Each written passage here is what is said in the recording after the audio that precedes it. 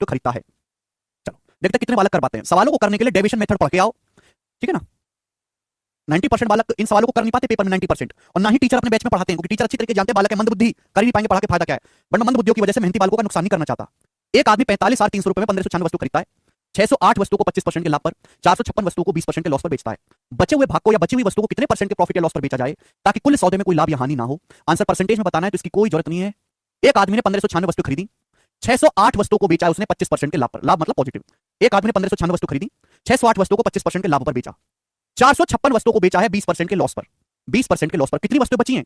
जवाब दो, कितनी वस्तुएं बची? तो आप कहोगे सर 1596 में से टोटल 1596 खरीदी थी ना, 608 और 456 कितना हो गया? 1000 और 56 64, 1064। ये माइनस कर देंगे तो 532 वस्तुएं बची। यही पूछा गया कि 532 वस्तुओं को कितने परसेंट के प्रॉफिट या लॉस पर बेचा जाए।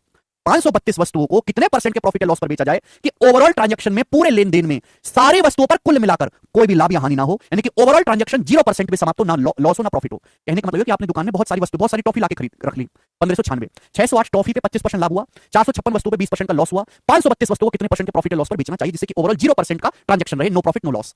तो भाई आपको ऐसे सवालों में तो बेस वैल्यू का तो रेशियो ले लेते हैं ना, एक्जेक्ट वैल्यू की जरूरत नहीं पड़ती। और तो इसका रेशियो ले लेंगे, किससे जा रहा है ये?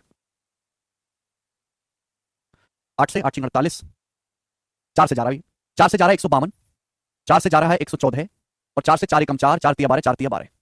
फिर किससे चला गया मेरे दोस्तों? 19 से चला गया। सारे नंबर 19 से कटने वाले हैं। 19 8 152, 19 से कट गया, 19 8 152, 19 छिक्का 114 है, और 19 7 133। तो हम बेस वैल्यू का क्या ले लेते हैं? रेशियो ले लेते हैं। ओवरऑल ट्रांजैक्शन ना तो कोई प्रॉफिट होना चाहिए ना ही कोई लॉस, ओवरऑल ट्रांजैक्शन 0% आना चाहिए, 0%।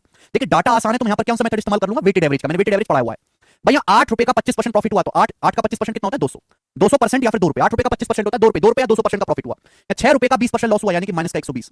6 रुपए का 20% लॉस हुआ, ओवरऑल ट्रांजैक्शन होना चाहिए 0।